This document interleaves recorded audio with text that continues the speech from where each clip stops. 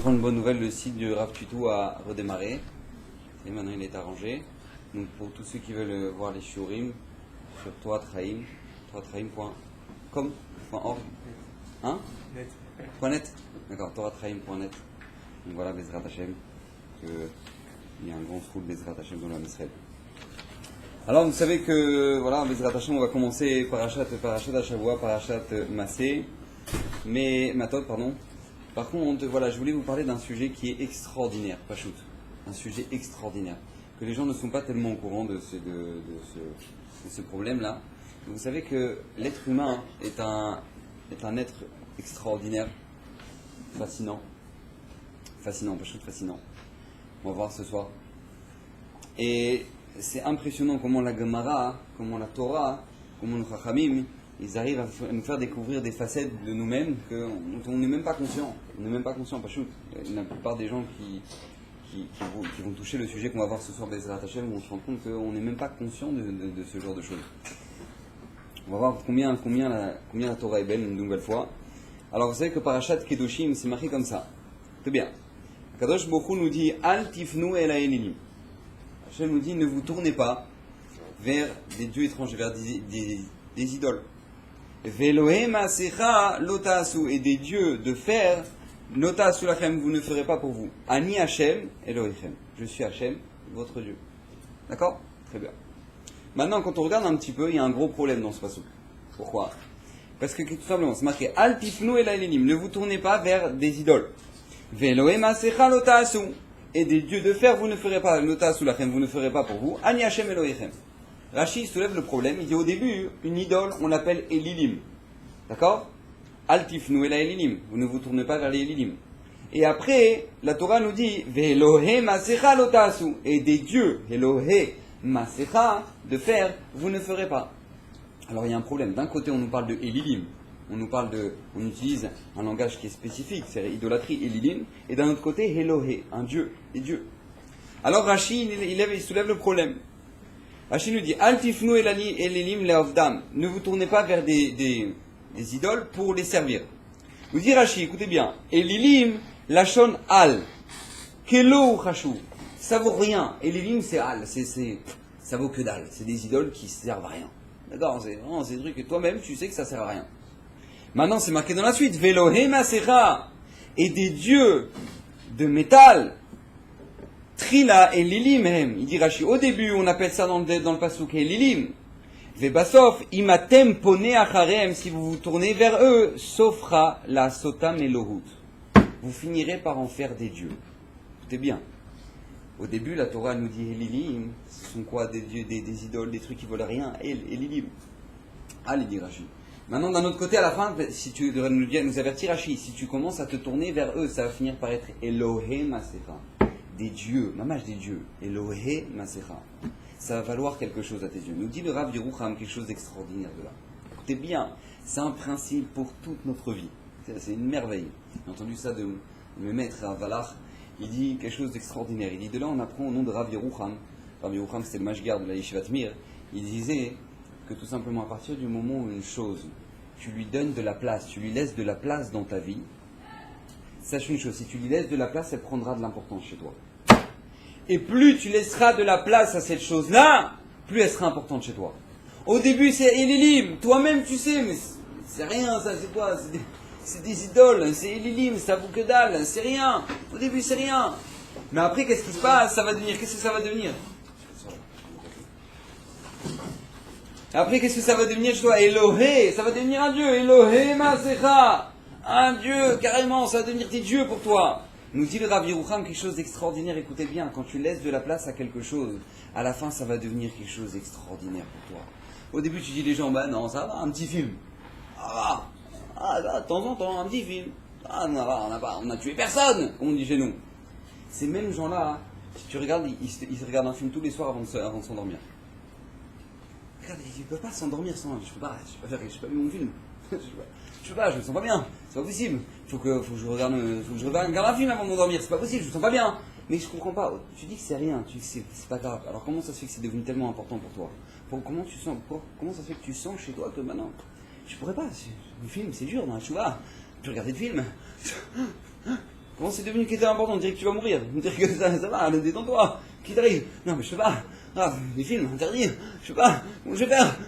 Pourquoi c'est devenu comme ça? Pourquoi on dirait que ta vie, elle dépend de ça? Comment c'est devenu comme ça chez toi? Parce qu'au début, tu dis, bah, ça va, c'est qu'un film. Ça va. Même tu le dis aux autres, tu dis, bah, ça va, c'est qu'un film. Alors, comment ça se fait que si on te dit c'est interdit, c'est encore difficile pour toi? Parce que chez toi, ça a pris beaucoup de place. Parce qu'au début, tu croyais que c'était pas important. Mais sache une chose, ça a pris beaucoup de place maintenant chez toi. Regardez ce que nous dit la Torah, regarde, le deuxième commandement. Deuxième commandement. Pas compliqué, il y en a un, il y en a deux. Maintenant, qu'est-ce qui se passe? Écoutez bien. Lo yelecha Elohim acherim al panai. Tu n'auras pas d'autres dieux, Elohim acherim, al panai, devant moi, sur ma face. C'est-à-dire, tu ne serviras pas des dieux étrangers devant Hachem. C'est bien. Demande, il y a un gros problème dans ce passage. Pourquoi? Deux gros problèmes. Pourquoi Hachem il a dit Lo yelecha Elohim acherim? Pourquoi tu as besoin de dire acherim? Lo yelecha Elohim, tu n'auras pas d'idole. Sinon on a besoin de te dire acherim, d'autres. On aurait pu enlever ce mot, d'accord? On aurait pu enlever ce mot de la Torah, c'est en trop. Lo yelecha Elohim. Alpanai. Deuxième question, comment ça se fait qu'Akadosh Baruch Hu, au moment, dans les 10 commandements, au moment où Akadosh Baruch Hu, il appelle les idoles, il les appelle Elohim. Vous savez que dans la Torah, le mot Elohim, c'est quelque chose qui est très grand, parce que ça veut dire aussi à la fois le nom d'Hachem, et c'est à la fois le nom des juges. Les tribunaux, on les appelle Elohim. Plusieurs fois dans les psukim, on nous dit tu ramèneras cette personne-là devant Elohim, ça veut dire quoi? Tu les ramèneras devant le tribunal. Donc Elohim, ça veut dire quelque chose de très élevé. Comment ça se fait qu'Hachem, dans les 10 commandements, Hachem, il n'a pas dit Lo yelecha Elohim, Elohim achirim. Tu n'auras pas d'autre idole. Pourquoi il a dit Elohim, un grand mot comme ça? Pourquoi? Nous dit la Mechilta, et c'est Rashi qui le ramène. Écoutez bien ce que nous dit la Mechilta. She'enan Elohut. C'est pas des trucs. Ela acherim asuhum Elohim alehem. Écoutez bien. Pourquoi Akadosh Baruch Hu, il a dit dans le 10 commandements Lo yelecha Elohim acherim? Pourquoi?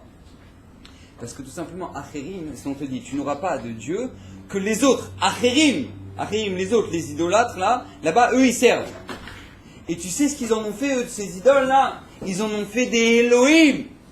C'est ça qu'Hachem nous avertit dans les 10 commandements. Fais attention à toi. Ne sers pas d'autres dieux comme eux, ils le font. Parce qu'à la fin, la finalité, ça va tomber quoi? Qu'est-ce que ça va devenir chez eux? Ça va devenir des vrais dieux, Elohim chez eux. Ça va devenir de vrais dieux. Dans les 10 commandements, déjà, on est averti de ce problème-là. Il faut savoir qu'une fois, à Kedekar, la Gemara raconte que Eliyahu Hanavi marchait dans les rues Yerushalayim au moment de la destruction du Beth Amikdash. Et là-bas, il voit un enfant en train de mourir dans les poubelles. Imaginez un peu l'image. C'est un enfant en train de crever dans les poubelles, comme ça. À ce moment-là, Eliyahu Hanavi, il arrive, et qu'est-ce qui se passe? Il lui dit, est-ce que tu veux vivre? Est-ce que tu veux vivre? Allez-y, les filles, vous pouvez pousser la table? Comme ça, elle puisse rentrer. Non, à l'inverse. Ouais. Donc la question, elle est comme ça. C'est-à-dire, vous pouvez avancer les tables, c'est-à-dire comme ça, il y aura plus de place derrière.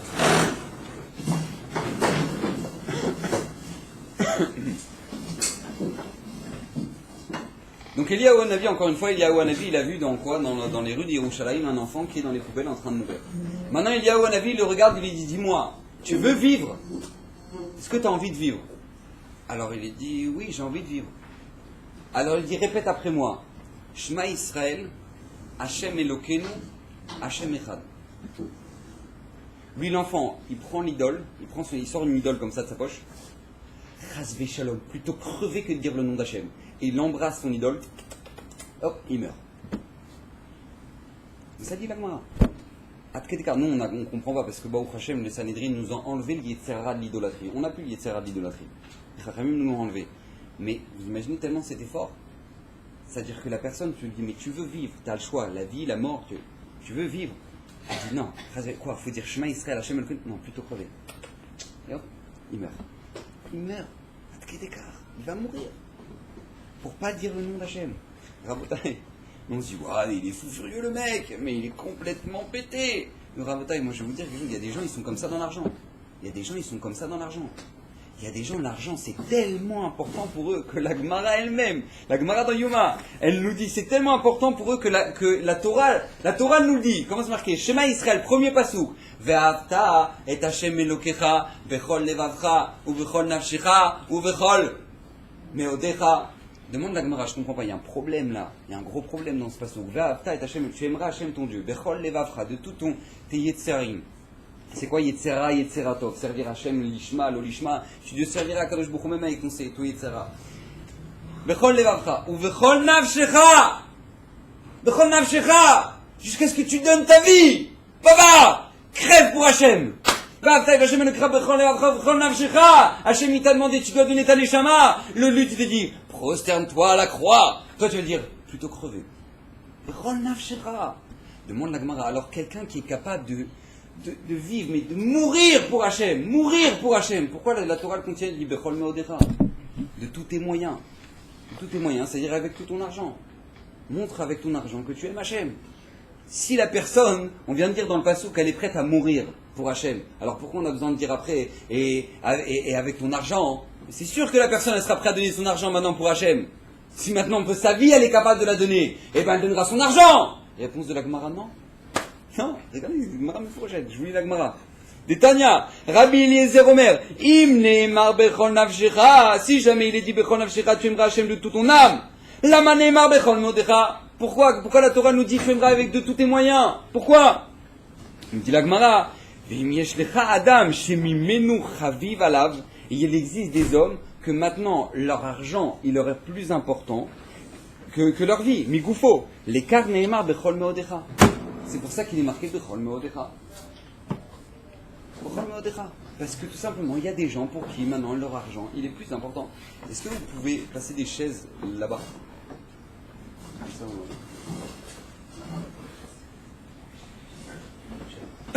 D'accord? Puisque maintenant c'est Bechol Nafshecha. Alors c'est pour ça que maintenant il y a des gens pour qui leur argent il est tellement important que tout simplement, c'est plus dur pour eux que de donner leur vie. C'est qu'une fois il y a un rave. Il y a un rave, il est parti à Natania pour ramasser de l'argent. Il va à Natania pour ramasser de l'argent. C'était une histoire critique, dommage. Une histoire critique, c'est une histoire super triste.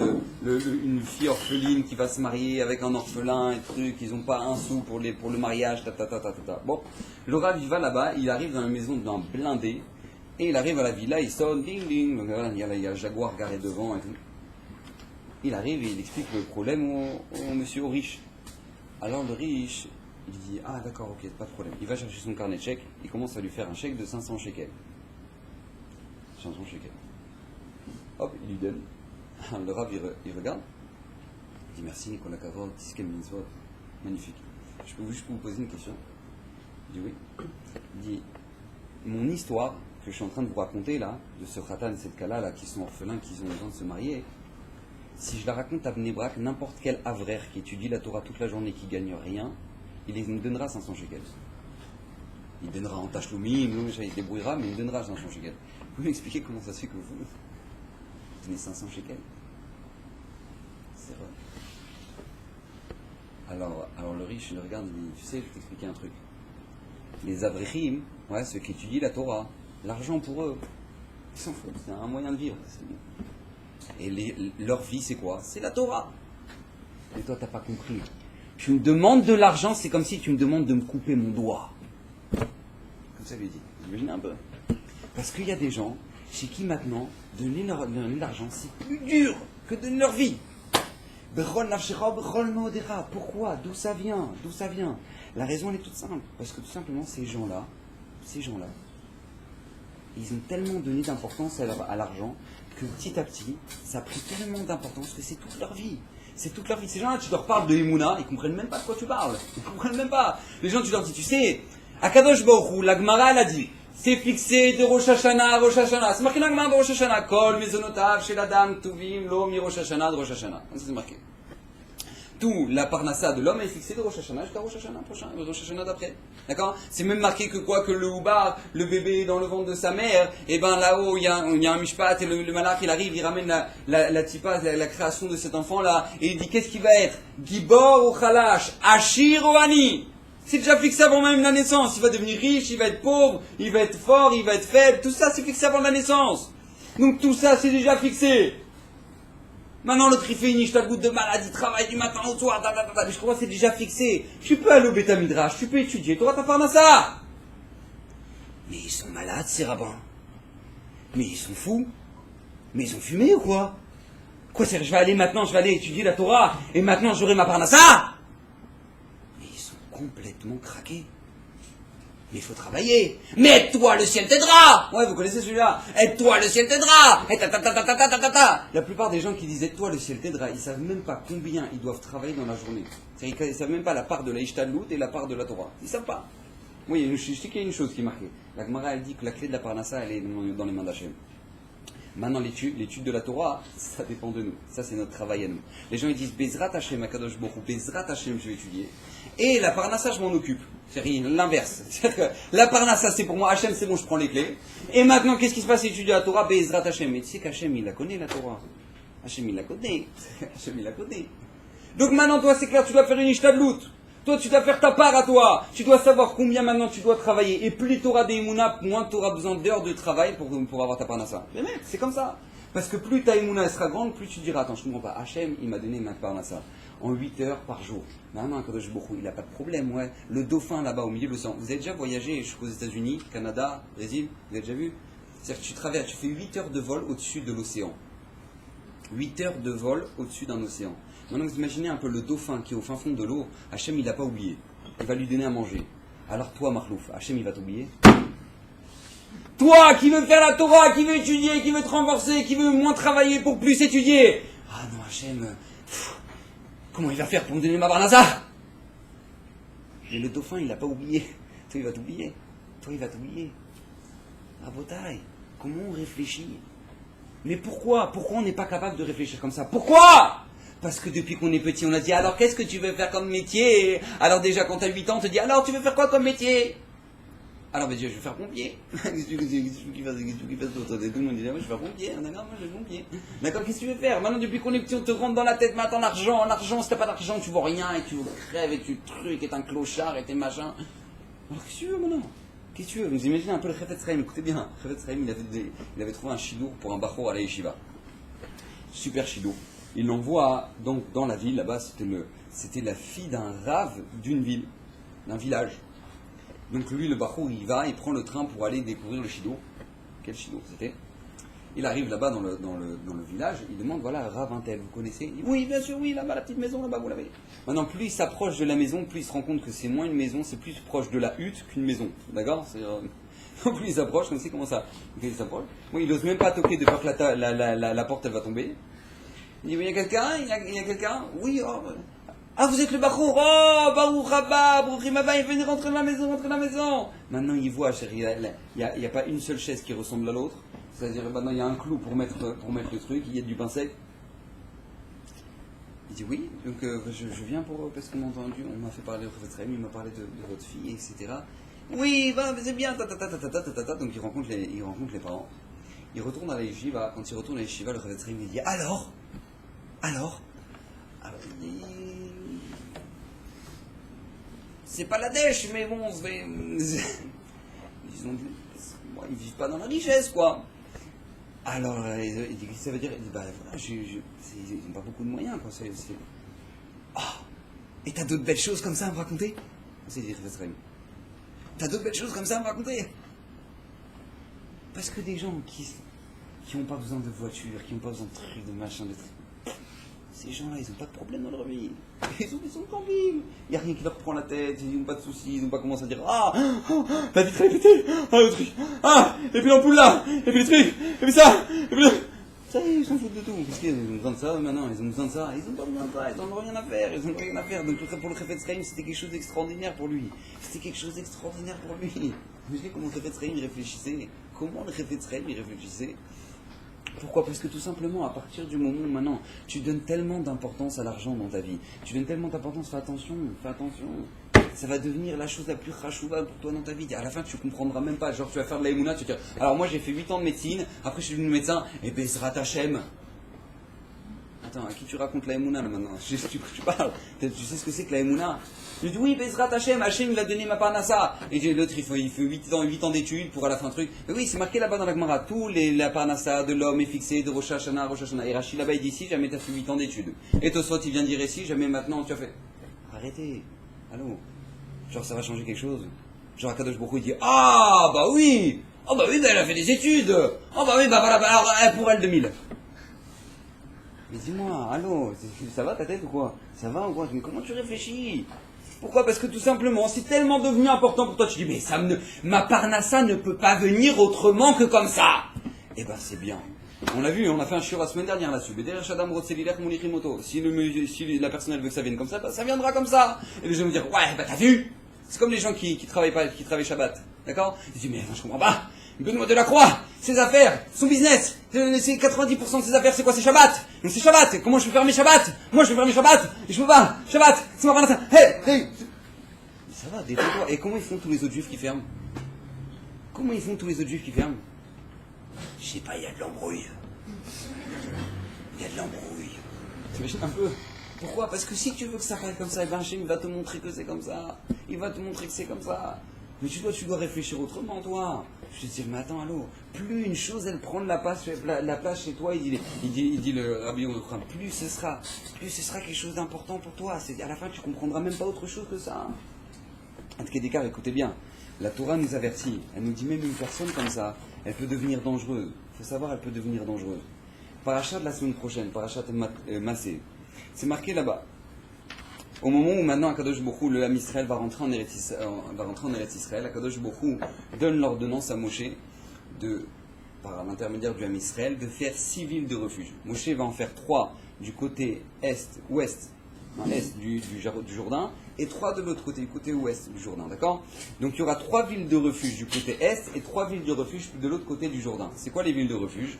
Nous dit la Torah, c'est là où c'est une ville où maintenant il y a une espèce de protection pour celui qui a tué de manière involontaire. Je vous donne un exemple très simple. D'accord? La Torah nous donne un exemple. Quelqu'un il est en train d'abattre un arbre avec une hache. Pac! Pac! D'accord? Il est en train d'abattre un arbre avec la hache. Maintenant, d'un coup il fait ha! Et là il se rend compte qu'il lui reste plus que le manche dans la main et que la lame de la hache est gentiment allée rejoindre le front de Yosef. D'accord? Donc Yosef il est mort. D'accord? Maintenant lui Mardoché, il est là maintenant, il a vu qu'il a tué Yosef. Hop!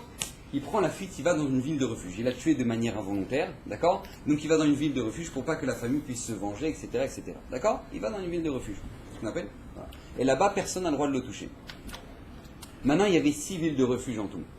3 du côté ouest du Jourdain et 3 de l'autre côté. Demande Rashi. Il ramène la Gemara dans Makot. Il dit, je comprends pas. En Eretz Israël, nous dit Rashi, écoutez bien. Afal pi sheberetz Kenaan tisha shvatim vekan enan elash naim vachetzi. C'était une explique.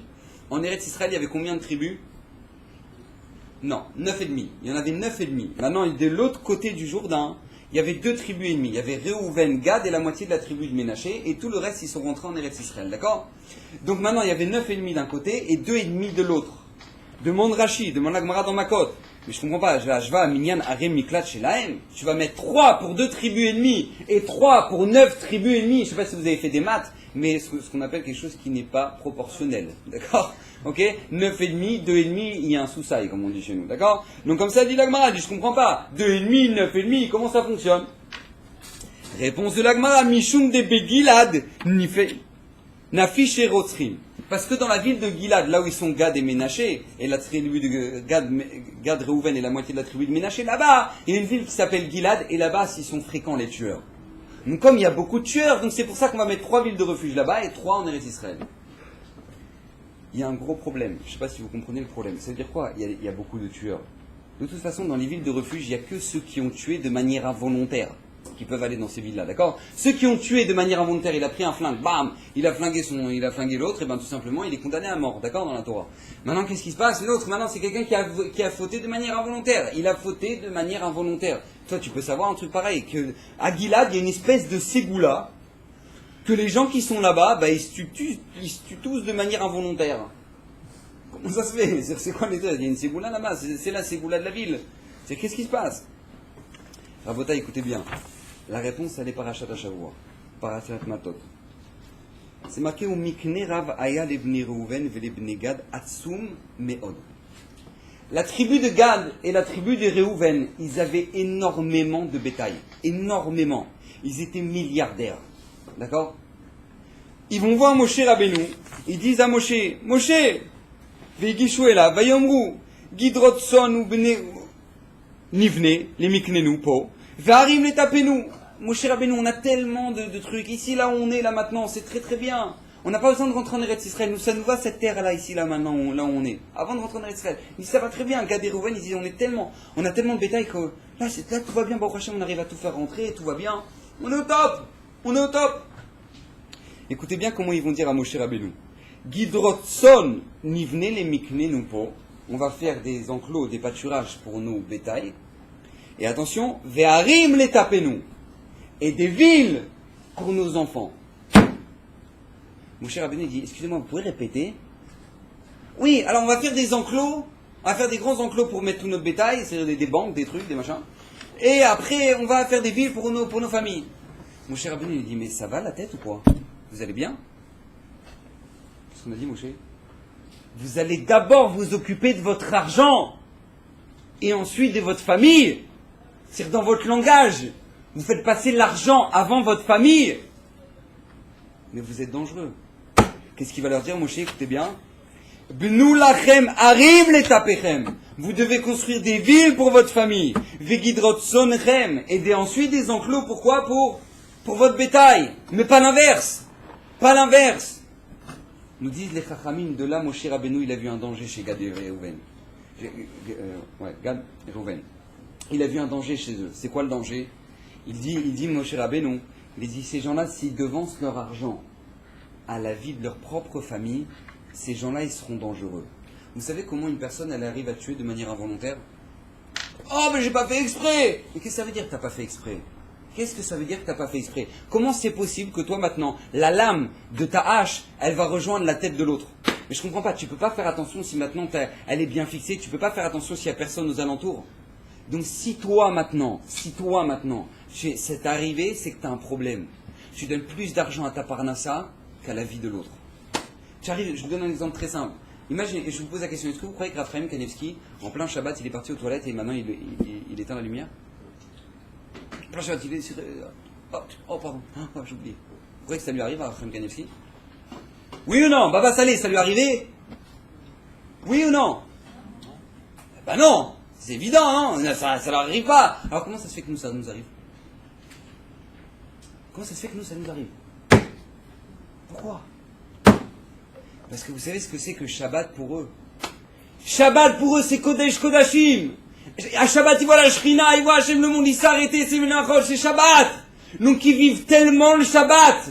Ça n'existe pas que maintenant le Shabbat ait quitté leur tête ne serait-ce qu'un instant. Donc jamais ça leur arriverait de maintenant, de manière involontaire, d'allumer la lumière. Ça n'existe pas chez eux. Parce qu'ils vivent avec Shabbat. Maintenant, Shabbat, c'est quoi pour toi? C'est la dafina. Et puis, bon, voilà, c'est les salades. C'est la salade marocaine, c'est la salade de carottes. Et puis c'est le truc, c'est le machin, c'est le khoumous, c'est le truc. Ben, voilà, c'est Shabbat, quoi. Baba, si c'est pour ça, Shabbat, si Shabbat, c'est ça pour toi. Alors t'étonnes pas si t'arrives en pleine nuit à arriver à éteindre la lumière Shabbat. Et t'étonnes pas. Parce que c'est quoi Shabbat pour toi? C'est demain que ça commence avec la dafina. Mais sinon c'est quoi? C'est quand t'arrives avec, tu fais la fraîcheur parce que t'as bien bronzé toute la semaine, t'as cramé là, t'as bien cramé, tu montes comme ça, tu mets une petite chemise blanche comme ça pour faire fraîcheur, genre Shabbat, tu vois, genre chemise blanche, mais en fait, tu penses, les schèmes à bronzage, les schèmes shamaïm, tu vois, les gemmes pour le bronzage, que maintenant tout le monde voit que je suis bronzé quoi. Donc maintenant t'arrives un petit peu en retard, genre au moment où les gens ils sont en train de faire les chadodis, comme ça toi tu rentres, tu fais, il reste de la place. Il reste de la place ou là-bas? Ouais, c'est bon. Ah, c'est bon. Baba, allons, c'est quoi Shabbat pour toi? C'est quoi Shabbat pour toi? C'est quoi Shabbat pour toi? Maintenant, c'est quoi Shabbat pour Ephraim? Donc lui, il n'oubliera pas que maintenant que c'est Shabbat. C'est la même chose. Une personne, nous dit la Torah, qui arrive à tuer de manière involontaire. Pourquoi ça lui arrive? Pourquoi? Parce que cette personne-là, la vie de l'autre n'est pas importante, ou n'est pas suffisamment importante pour elle. C'est pour ça que nous dit la Torah, à Moshe Rabbeinu, il va instaurer 3 villes de refuge du côté de Gad et Reuven. Pourquoi? Parce qu'il sait que là-bas, il risque d'avoir des meurtres. Pourquoi? Parce qu'ils ont devancé l'importance de l'argent à la vie de leur propre famille. Donc là, il y a un danger. là il y a un danger. Vous imaginez un peu ce que ça veut dire? Jusque où la Torah, elle sait très bien la Torah, elle sait très bien où ça peut amener un homme à partir du moment où maintenant il a donné trop de place à une chose qu'il ne devrait pas en avoir. Qu'est-ce qu'il va faire Moshe Rabbeinu? Solution de Moshe Rabbeinu, il va leur mettre la moitié de la tribu de Ménaché. Donc ça nous dit le Netziv de Vologine. La moitié de la tribu de Ménaché, c'est quoi? C'est une demande de Moshe Rabbeinu. Rester avec Gad et Reuven. Pourquoi? C'était qui Ménaché? C'était le fils de Yosef. Vous savez ce qu'il faisait chez Yosef, Ménaché? Ménaché, c'était celui qui était son bras droit. Tout simplement, nous dit le Midrash, au moment où maintenant les frères ils sont arrivés, ils ne savaient pas que c'était Yosef, et que Yosef il leur parle comme le roi d'Égypte, d'accord? Et bien tout simplement, Yosef, pour pouvoir leur parler en hébreu, parce que Kilou, je ne connais pas votre langue, il parlait en égyptien, et Ménaché c'était traducteur. Genre lui il traduisait ce que Réhouven, Gad, les tribus disaient, et lui maintenant Ménaché, celui qui faisait traducteur à son papa, il parlait en égyptien, et hop, il traduisait en hébreu, Lui Ménaché, c'était lui qui était tout le temps dans le business avec son père, avec Yosef. C'était lui qui gérait tout, c'était lui le bras droit de Yosef. Moshe Rabbeinu il a dit, regardez Réhouven, regardez comment Ménaché il a réussi à devenir une tribu du Ham Israël. Il a réussi à devenir une tribu malgré le fait que quoi? Qu'il était dans le business. Regardez.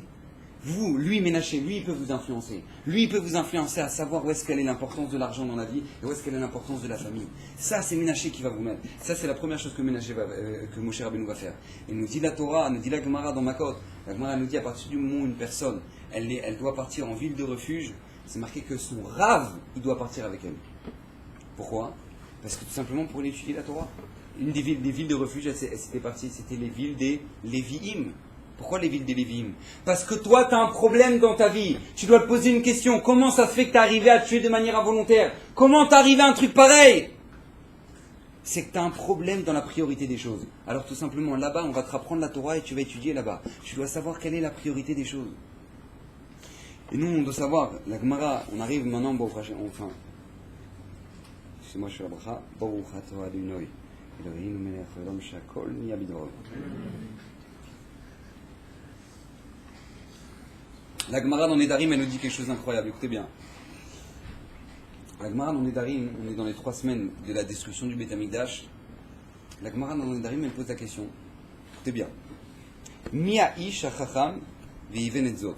Qui est l'homme chacham qui comprendra cette chose-là? Que quoi? Alma avda haaretz. Sur quoi Eretz Israël a été détruite? Comment ça se fait qu'il y a eu la destruction du Beth Amikdash? Pas seulement la destruction du Beth Amikdash, mais la destruction de tout. C'est-à-dire il n'y avait plus rien en Eretz Israël. C'était détruit complètement.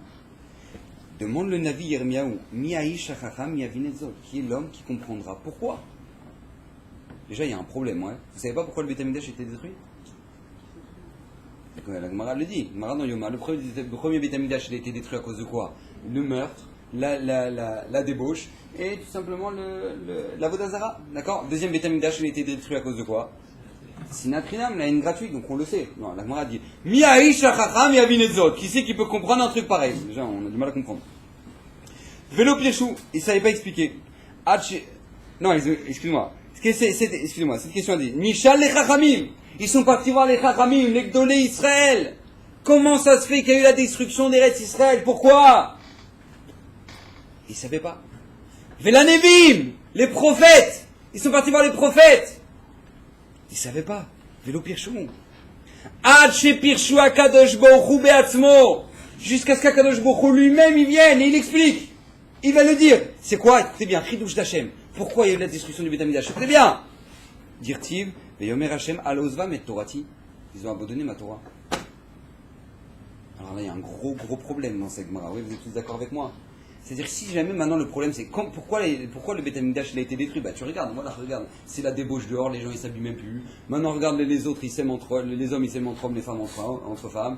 Ça, ils font Beya pas Shabbat, Kacher. Voilà, ça y est, t'as vu c'est quoi là? Alozva met Torati. Alors comment ça se fait? On a demandé aux Chachamim, les Chachamim ils savaient pas répondre. On a demandé aux Nevi'im qui sont au-dessus des Chachamim. Eux, les Nevi'im qui comprennent la volonté d'Hachem, eux, ils ne savaient pas répondre. Jusqu'à ce que Kadosh Baruch Hu, ils disent, bah voilà, ils sont tous rilos. Oh, bah sans blague. Alors c'est quoi la question, c'est quoi la réponse alors? D'accord, vous comprenez qu'il y a un problème là, ici? Il y a un gros problème dans la Gemara. En fait, c'est pas comme ça qu'il faut comprendre la Gemara. La Gemara, elle pose une question. C'est vrai, maintenant, l'homme Israël, il s'est complètement détruit. Il faisait les 3 fautes, il y avait de la sinatrinam. C'est vrai. Mais la question de la Gemara, c'est comment ça a commencé? D'où c'est parti ça? Comment un juif il est arrivé à tuer un autre? Comment un juif il est arrivé à maintenant se prosterner devant une idole? Comment un juif il est arrivé à faire du lachon hara sur l'autre? Comment un juif il est arrivé à ça? Réponse d'Hachem à l'osvam et torati. Demande la Gemara, c'est quoi l'osvam et torati? She'en, Amarav, She'en mevarchin b'Torah trila. Ils n'ont pas été mevarer la birkat Torah trila. C'est quoi birkat Torah? Vous savez, quand dans les brachot du matin, quand on sait, on fait ce qu'on appelle les brachot de Hashabachabanu Mikol Amim Venatananu et Torato, d'accord? Ils n'ont pas fait ces brachot là. Lui dit Khatam Sofer, c'est quoi la réponse de la Gemara? Écoutez bien. Shelo birchou birkat Torah trila. Ça veut dire quoi? L'importance du juif à l'époque de la destruction du Beth Amikdash, c'était plus la Torah, son centre d'intérêt. C'était plus la Torah. Il y avait deux mamans qui se rencontraient à l'époque du Beth Amikdash, elles disaient « Comment tu vas? Ouais, ça va, et toi? Et toi, ça va? Ouais, ça va. Comment il va ton fils? Ah, mais si, il est devenu avocat. C'est pas vrai. Ah, mais nous, le mien, il est devenu dentiste. Ah, c'est vrai, ah, très bien, un truc, machin. » C'est-à-dire qu'il n'y avait plus de Torah. Il n'y avait plus de Torah. Normalement, c'est la Torah qui passe avant tout. Ah, tu sais, mon fils, il a fini la Gemara. Et tu sais, mon fils, maintenant, il est rentré là, maintenant, il a fini le chasse Mishnah. Et tu sais, mon mari, oh, là, il est en train de faire Siyou, ma chasse. Un truc. À la base, c'est ça. Torah Trila, il dit le Khatam Sofer. Comment c'est possible que l'intérêt premier d'un juif, ce soit pas la Torah? À partir du moment où l'intérêt premier n'est plus la Torah, un juif, il est capable de se dévergonder, de devenir la pire des catastrophes. La pire des catastrophes. Pourquoi? Parce que comme on a vu dans la Torah, comme on a vu le Pasuk Mefourage, au début c'est Elilim, au début tu as l'impression que c'est pas grave. Allez, c'est pas grave. Mais après ça va devenir Elohé. Elohé Masecha. Ça va devenir un Dieu chez toi. Tu dois être vigilant. Tu dois savoir que la destruction du Beth Amikdash, elle était à cause de ça. Parce que tout simplement, le centre d'intérêt du juif n'était plus ça. Vous savez qu'une fois, le Rav de Brisk, il ramassait de l'argent pour la yeshiva, un gala, et on a dit au Rav de Brisk, vous voyez, on va vous asseoir à côté d'un riche. Rav, parlez-lui. Lui, il va donner, lui. Rav, il va donner. Allez le voir. Parlez-lui pendant le truc, le gala. Bon. Le Rav de Brisk, il est assis à côté de cet homme d'affaires tellement riche. Et il regarde et dit, Rav, vous vous rappelez de moi? Il dit non. Mais j'étais pas trop à l'Yeshiva. Oh, bah, j'étais pas trop à l'Yeshiva. Et qu'est-ce que tu fais dans maintenant? Ah, il dit, bah maintenant, j'ai des business, des affaires, import-export, truc, machin. Ah, d'accord. Continue. Après, il regarde et dit, tu m'as dit, tu faisais quoi dans la vie? Rav, je fais de l'import-export. Il croit que le Rav, il a un problème. Import-export, c'est-à-dire j'importe, j'exporte, Chine, Khalouet, Baba. Bon. Alors, ah d'accord. Tu fais quoi dans la vie? Rav, non, je vous ai déjà expliqué. Je fais de l'import-export. Il dit non, t'as pas compris ma question. Je t'ai pas demandé de quoi tu manges. Je t'ai demandé qu'est-ce que tu fais dans ta vie. T'es dans quel Gemara? T'es dans quel Shulchan Aruch? T'es dans quel Halachot? T'es dans quel Shabbat? T'es dans quel ça? Ça, c'est ça que je t'ai demandé. Je t'ai demandé de quoi tu manges. J'en ai quelque chose à faire de quoi tu manges, toi, maintenant. L'import-export, l'autre il est médecin, l'autre il est tricordonnier. Qu'est-ce que je m'en fous, moi, de ça? Je te demande de quoi tu vis. Ta vie. Birkat Torah Trila. C'est ça qu'il dit Rav de Brisk. Maintenant, le Icar de ta vie, où est-ce qu'il est? Où est-ce qu'il est, le Icar? Où est-ce qu'il est le principal dans ta vie, l'essentiel dans ta vie? Où tu en es, toi, maintenant? Nous, on doit savoir. Nishmat Kol Chai. Nishmat Kol Chai. Quelle tfila. Regardez comment Kadosh Baruch Hu, regardez combien Hachem nous aime. On dit dans Nishmat Kol Chai, je vous lis. Shekel, car ainsi, Chovat Kol Hayetzurim, c'est l'obligation de toutes les créatures, les Fanecha Hachem, Elokeinu, devant toi, Kadosh Baruch Hu, notre Dieu, Veloké Avotenu, Dieu de nos pères, les Hodot, les Halel, les Shabéach, les Faer, les Romem, les Ader. Elle est belle, non? Je refais. Les Hodot, te rendre grâce, les Hallel, le louer, les Shabéar, lui faire des éloges, les Faer, le glorifier, les Romem, l'exalter, les Ader, le rendre des honneurs. Chova Kolei Yetzurim, l'obligation de toutes les créatures. Alors peut-être je pose la question, Hachem il a besoin de ça? Hachem il a besoin de ça. Ader, les Hallel, les Romem, ah ça y est, je suis Hachem. Hachem il a besoin de ça. Alors peut-être je pose la question, Hachem il a besoin de ça? Hachem, il a besoin de ça. Hachem, il n'a pas besoin de ça. Si on dit ça dans le Hallel, si on dit ça dans la Tfila, c'est pour nous. C'est pour nous. Tu ne pourras jamais comprendre la grandeur d'Hachem tant que toi, tu n'auras pas fait l'Ader, l'Hallel, les Romem. Tant que tu n'auras pas fait tout ça, tu ne comprendras pas la place qu'Hachem il a dans le monde. Il dit Rav Abramski, c'est pour toi. C'est pour toi. Pourquoi on prie? Pour nous. Pour comprendre qu'il n'y a rien qui dépend de nous. Pourquoi? Pour que Hachem il ait de l'importance dans notre vie. Parce que comme on l'a dit, à partir du moment où on laisse une place pour quelque chose, alors cette place-là, elle deviendra grande chez nous. Cette chose-là, elle prendra de la place chez nous. Alors au lieu de donner de la place pour des âneries, pour des bêtises, pour des iPhones, pour des tralouettes, pourquoi tu donnes ta place là-dedans, ta tête là-dedans? Donne ta tête pour Hachem. Les adhères, les hallel. Pourquoi? Pour qu'Akadosh Baruch Hu soit grand chez toi. Pour faire grandir Hachem chez toi. Pour faire grandir Hachem chez toi. Mais on doit savoir... On doit comprendre que durant toute notre vie, on doit faire ces efforts-là. Ces efforts-là de jamais oublier Hachem. Pourquoi la Gemara nous dit après 120 ans, on devra rendre des comptes? 120 ans. Les premières questions. Est-ce que tu as attendu l'arrivée du Mashiach? Est-ce que maintenant tu as fixé un temps d'étude pour la Torah chaque jour? On a déjà posé la question. Comment ça se fait que la Gemara ne nous dit pas est-ce que tu connais la Torah? Après 120 ans, ça y est, la première Mishnah, tu la connais? Première quoi?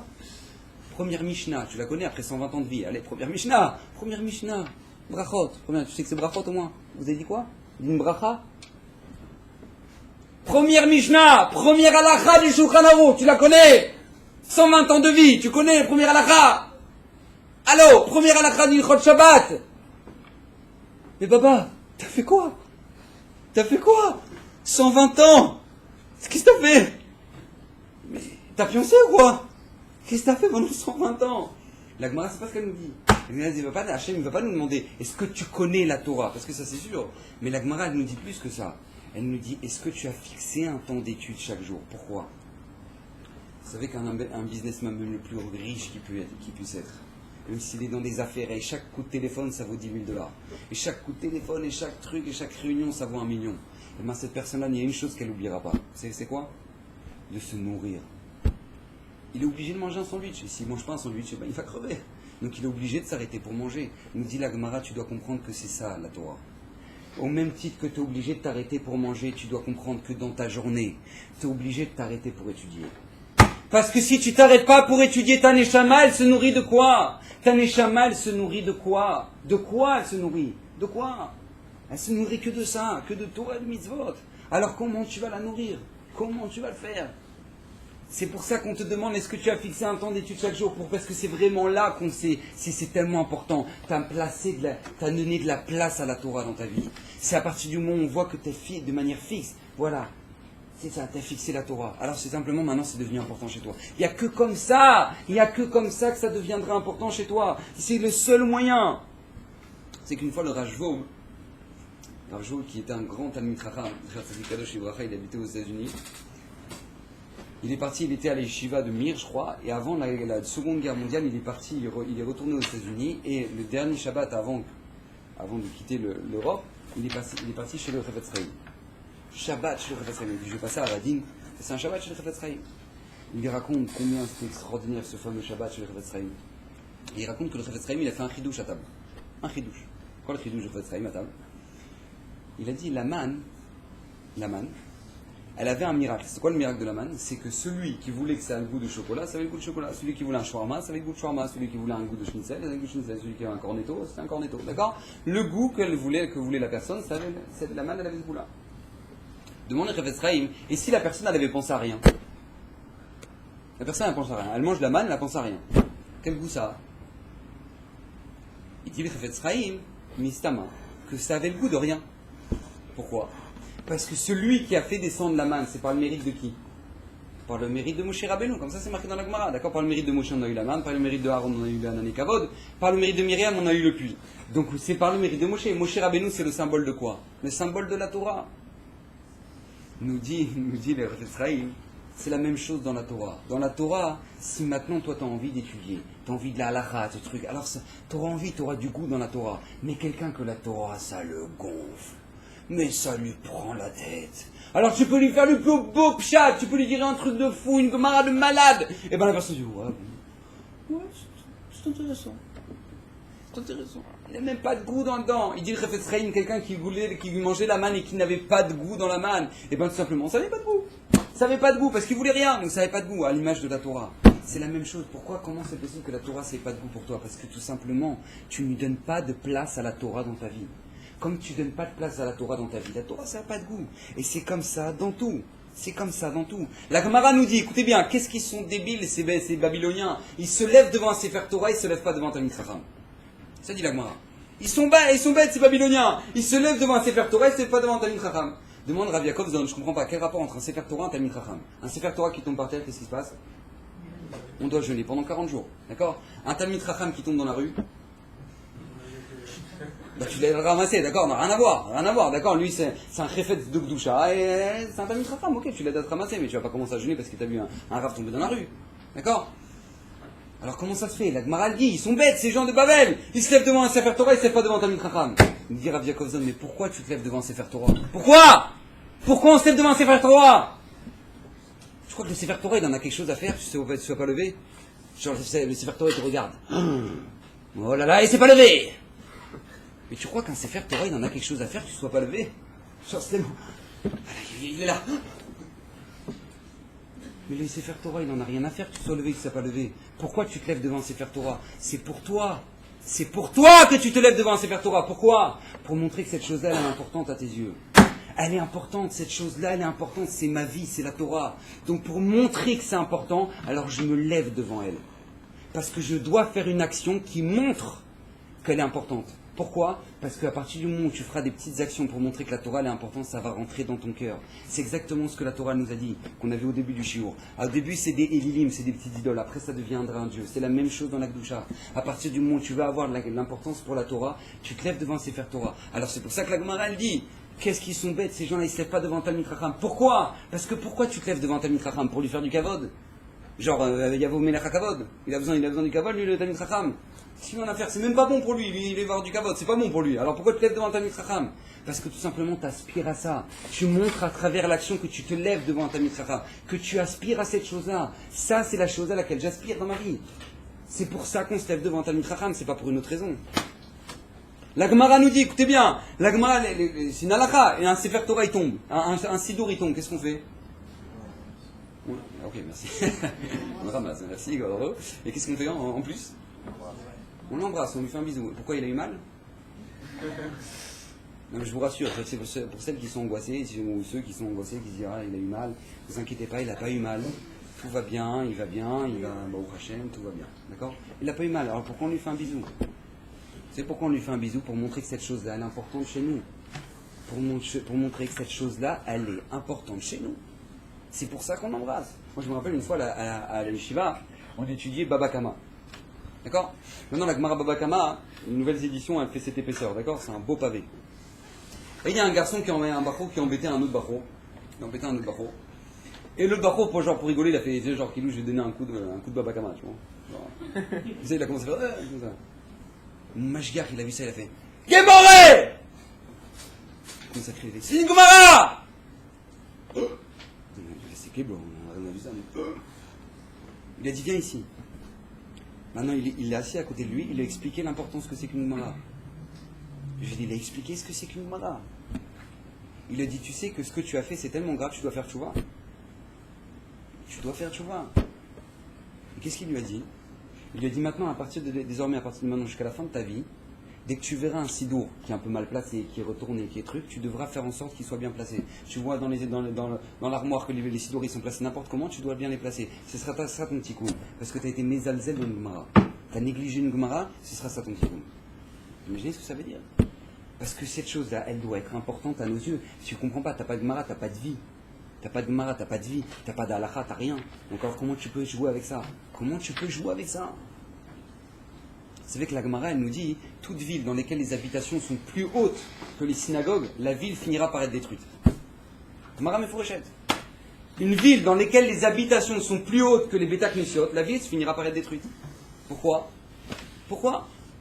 Parce que quoi? Comment toi, tu dis, genre ta maison, la maison, et la Beta Knesset, bon, dans un préfabriqué. Mais dis-moi, ça va, tout va bien, tout. Où est-ce qu'il est l'essentiel? Où est-ce qu'il est l'essentiel? C'est ta maison ou la Beta Knesset l'essentiel?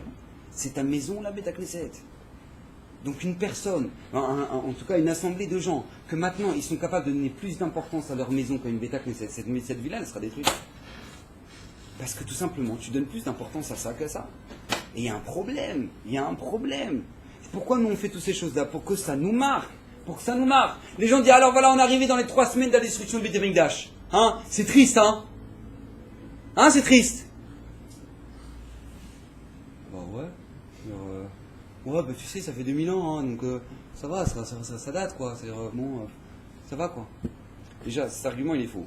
D'accord? Parce que moi, je connais des Sfaradim qui sont bien Sfarad de tous les côtés, et eux, ils pleurent pour la Shoah. Pourtant, ils n'ont personne de leur famille qui s'est arrivé. C'est arrivé il y a 50 ans. Donc, Makara. Il dit Ravelou Lopian, quand il était là-bas en Lituanie, il voyait des cordonniers, des gens, des pharmaciens, des gens qui venaient, pendant les périodes des 3 semaines, ils venaient s'asseyer par terre dans la Beit Knesset, ils faisaient tikkun chatzot, et ils pleuraient toutes les larmes de leur corps.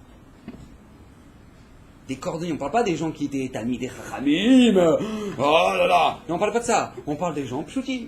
Non, des gens pshutim, ils s'asseyaient, ils prenaient tikkun chatzot, ils pleuraient. Et ils disaient, ça va changer entre il y a 50 ans et maintenant? Qu'est-ce qui s'est passé? Vous savez ce qui s'est passé? Vous savez pourquoi on est incapable de sortir une larme pour le Beit Hamikdash? Parce que tout simplement, regardez toute la halachot du Beit Hamikdash, regardez ce qu'on en fait des halachot. Pourquoi les chachamim nous ont instauré des halachot en souvenir de la destruction du Beit Hamikdash? Pourquoi? Parce que pour tout le principe qu'on a dit ce soir, pour que cette chose-là, quand tu lui donnes de la place, elles sont importantes chez toi. Alors regardez, halacha. Un khatan sous la choupa, besiman tov, mazel tov. Il a fini la choupa, il prend un verre et il casse le verre. Qu'est-ce qu'ils font les gens? Mazel tov! Ouais! Pac! Mazel tov! C'est genre Kilou, le studio DJ. Regarde, écoute bien. Quand il va faire pac, d'accord? Tu mets la musique. C'est comme ça. Pac! Mazel tov! Ouais! J'ai pas compris. Pourquoi t'as cassé un verre? Pourquoi? Genre Kilou, maintenant, le cassage du verre, c'est... Allez, stop! Parti! Pam! Ce soir, ça éclate le feu. Makara, dis-moi pourquoi tu casses un verre? Vous savez, c'est quoi la racine de ces choses-là? C'est une Gemara. La Gemara, elle dit une fois, il y avait une grande simcha. Et Baruch Hashem, c'était une khatouna, c'était un mariage. Et Baruch Hashem, tout le monde était content. Avec le khatan, la kala, Rabbi Yochanan, il est arrivé, il a pris un verre. BAM! Il a cassé un verre au milieu de la piste de danse.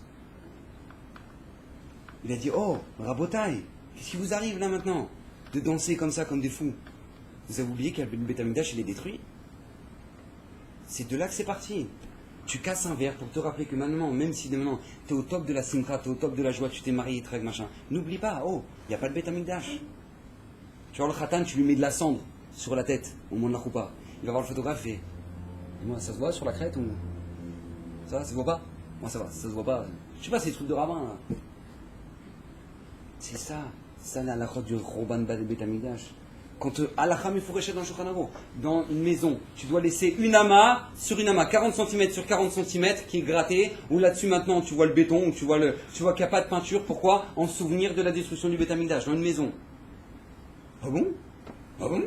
C'est vrai? Intéressant. Un truc. Vous savez qu'il y a des avis dans la halakha qui nous dit qu'il faut faire ça dans chaque pièce de la maison. Ah bon? Oh, c'est exagéré, mais comment on va faire? Hein? Ça? Chaque pièce? Oh, il n'y a pas des rabbinim qui permettent? Si. Oh. Tu te rends compte, le Beit Hamikdash, ça vaut moins que 40 cm de peinture chez toi. Le Beit Hamikdash, ça vaut moins que 40 cm de peinture chez toi. Alors tu veux pleurer maintenant? Tu veux pleurer sur quelque chose qui vaut moins que 40 cm de peinture dans une chambre? Mais il faut réaliser où est-ce qu'on en est. Vous savez que c'est une halakha mefureshet dans le Shulchan Aruch.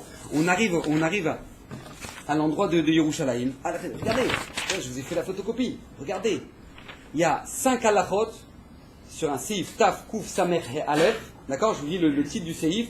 Din Aroe Are Yehuda Yerushalayim Va Migdash Bechorban. Les halachot, quand on voit les villes de Yehuda, Yerushalayim et le Beit Hamikdash dans sa destruction. Halacha. Aroe Yerushalayim Bechorbana Omer ta. Et qu'est-ce qui se passe? Rak, il arrache son vêtement. Vekorea. Ou Mechan Chayav Likroa, où est-ce qu'il doit déchirer? Face au cœur, il doit arracher. Quand il voit le Beit Hamikdash, Rak, il arrache. On a un chiyuv, quelqu'un qui est endeuillé, vous savez qu'il doit arracher son vêtement. On a un chiyuv de devoir arracher son vêtement quand on arrive à Yerushalayim. quand on arrive dans la vieille ville, il y a des avis qui disent, quand on voit les murailles de la vieille ville, et une deuxième fois, comme ça, c'est marqué dans le Shulchan Aruch, c'est comme ça. Deuxième fois, quand tu vois le Beit Hamikdash. Rav Ovadia Yosef, il est possède que maintenant, de Bismanenu, on n'arrache qu'une seule fois quand on voit le Beit Hamikdash. Mais tu es obligé d'arracher. C'est une halakha dans le Shulchan Aruch. C'est une halakha dans le Shulchan Aruch. Moi, je me rappelle, je suis allé en vieille ville, là, il y a 2 semaines. J'allais au Kotel, j'ai demandé à une femme, je suis rentré dans un magasin, j'avais oublié ma paire de ciseaux. Alors, je lui ai demandé, est-ce que vous pouvez me passer une paire de ciseaux? Je commence à prendre la paire de ciseaux, je commence à couper ma chemise, comme ça, pour commencer à couper, pour arracher ma chemise. Elle me regarde et fait... Alors, je savais qu'ils étaient pétés, c'est religieux, mais là, à ce point, qu'est-ce qu'il arrive? Qu'est-ce qui lui arrive? Il va se tuer! Je lui dis, non, ne vous inquiétez pas, comme je vais au Kotel, alors je dois arracher ma chemise. Oh, voilà, אני לא נכנס בכזה דבר, אני לא רוצה להיכנס בסיפורים. Vous imaginez un peu ce que ça veut dire? Qu'est-ce que c'est que la halachot du Khurban Beit Hamikdash maintenant pour nous? Comment on vit la destruction du Beit Hamikdash? Non mais franchement, on dirait que c'est de la grosse blague. C'est que maintenant on te dit, voilà, pendant 3 semaines, tu n'as pas le droit d'écouter de musique. Voilà, de 17 Tammuz jusqu'à Tisha B'Av, assourd d'écouter de la musique. Et les gens, tu vois pas, oh, quoi? Pas de musique? Pas de musique? C'est pas possible! 3 semaines sans musique! Je veux pas! Et vas-y, ils vont te trouver les CD a cappella, de Traloua, des Beba, des trucs, machin. Allô? 3 semaines! Tu peux penser à Hachem, 3 semaines qu'il n'a pas de maison! 3 semaines par an, tu vas crever! Mais je peux pas! Ah non! 3 semaines sans musique! Oh l'angoisse! Un truc! Oh je peux pas!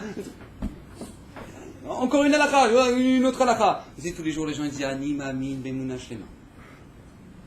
בביאת המשיח, ואף על פי שמתממע, עם כל זה ירחק אלוהו בכל יום שיבוא.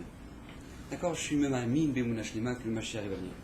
בכל יום je m'amine בעזרת השם que chaque jour il va venir. Espèce de mytho, va. Genre, je suis m'amine בעזרת השם qui va venir. Genre, tu vas me dire maintenant, tu as réservé ta semaine à Eilat, tu as réservé ton hôtel, maintenant Mashiach il arrive maintenant. C'est pas les boules? C'est pas les boules.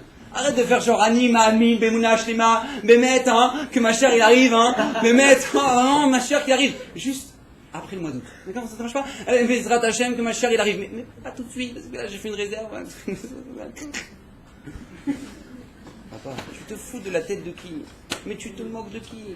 Dans la Hamida, combien nos chachamim ils nous ont répété des brachot sur des brachot pour Goël Israël, et trucs et Yerushalayim, et Semar David Avdecha, Hashiva Shofetenu, dans la Hamida, qu'on dit tous les jours. Combien on a de brachot pour souvenir de la destruction du Beit Hamikdash et pour la Géoula? Combien on en a? Les jeunes arrivent. Yerushalayim, Shema Kolenu, Hachem. Quand ça arrive à Shema Kolenu, les gens ils vont dans les cavanotes du Harizal, les trucs. Maintenant, quand c'est Yerushalayim, et Semar David, Yerushalayim, t'as même pas pensé 2 secondes à ce que t'as dit. Même pas pensé 2 secondes à ce que t'as dit. Et après, tu dis, bah ouais, mais c'est normal, hein, si on pleure pas pour le Beit Hamikdash. Normal, ça fait 2000 ans. Mais non, c'est pas parce que ça fait 2000 ans. C'est parce que tu t'en contre-tapes. C'est pour ça, tu t'en fous. Tu t'en fous. Regardez, je vous ai fait une liste d'halachot. Regardez, qu'est-ce qu'on en fait de ces halachot. Donc, comme maintenant c'est halachot, tu t'en tapes. Eh bien, tout simplement, on n'attend pas que maintenant le Beit Hamikdash soit tellement important. Les gens, ils vont au Kotel.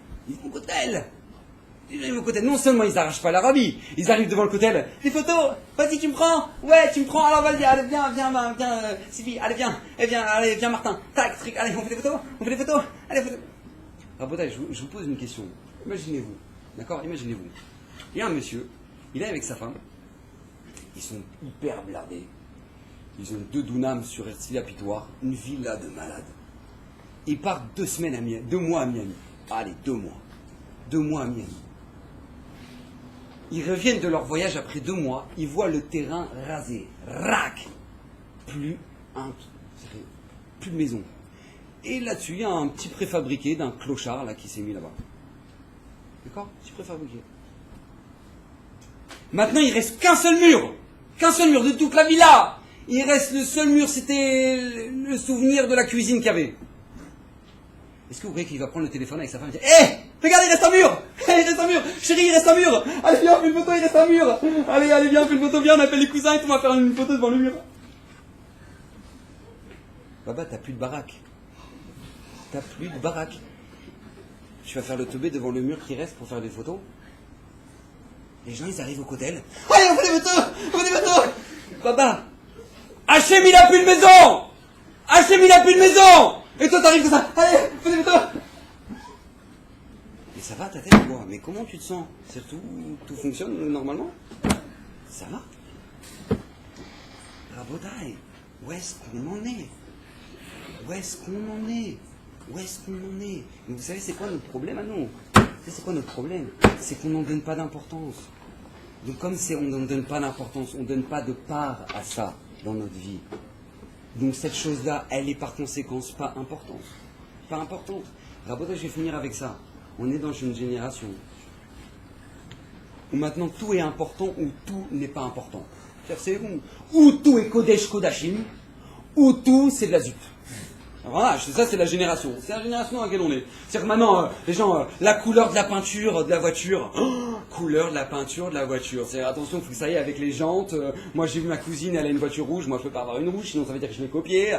Du machin, truc. Bon alors maintenant, couleur de la voiture, plutôt rouge ou plutôt bleu nuit, ou plutôt bleu truc, ou plutôt tralouette baba. C'est un mois de réflexion pour une peinture de voiture. Une coquille de portable. Une coque de portable. Oh là là. Je peux pas garder cette coque. Je peux garder cette coque. Tu rigoles ou quoi? Attends, ça fait 2 mois. Ma cousine m'a vu avec le geste, j'avais cette coque. Je suis obligé de changer. C'est-à-dire tout est important. Tout est important. Ou sinon, rien n'est important. Oh, c'est pas grave, bon, ça va, je fais des bisous, ça va. On ne fait pas des grandes avérotes. On va faire des bisous. Mais papa, tu sais, ce serait à mita. Non, mais c'est la règle belle et à bord. Bon, c'est que des bisous. Je lui dis que je l'aime. On dirait, je détruis le monde. On dirait.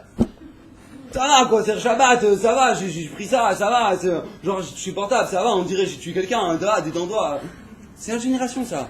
C'est où tout est Kodesh Kodashim, ou rien, tout est Chol, tout, on s'en fout de tout. On s'en fout de tout. Mais pourquoi? Parce qu'on donne de l'importance à des bêtises. Parce que l'importance, la part qu'on laisse dans notre vie, elle est à des bêtises. Donc comme elle est à des bêtises, alors cette chose-là, c'est Kodesh Kodashim. Une coque de portable, elle devient Kodesh Kodashim pour toi. Alors que qu'est-ce qui se passe? Ce qui devrait être l'essentiel pour ta vie, ce qu'on te demande d'être essentiel, ta Torah Kdosha, ta Torah, tes mitzvot, ça c'est bon, ça va, il n'y a pas un raf qui permet, oh bon ça va, il y a un raf qui permet, ça va. Ça, alors quoi, tu veux que ce soit important pour toi? Mais bah je t'annonce, si c'est pas important pour toi, ce sera encore moins pour tes enfants. Et je dis, ouais, je comprends pas. Il est devenu Khiloni. On a fait notre aïa, il fait plus Shabbat, il fait plus truc, il fume des joints, il fait truc. Je comprends pas combien c'est important chez vous. C'est-à-dire, je sais pas, qu'est-ce qu'il voit comme exemple chez vous à la maison? C'est comme ça que nous, on doit savoir ça. On doit savoir, la Torah nous avertit. Au début, c'est Elilim. Au début, ce sont des petites idoles. C'est rien. Mais à la fin, ça finit quoi? Elohim Asecha. Ça finit par être des dieux. On doit être averti de ça. Donc, Bezrat Hashem, qu'on puisse donner de l'importance à ce qui est important dans notre vie. Qu'on puisse donner la vraie part à ce qui est vraiment important. Notre Torah Kdosha, Hashem, Betamigdash, Bezrat Hashem. Que beaucoup nous aident, nous aident à faire grandir. Bezrat Hashem, que des bonnes choses à la semaine prochaine.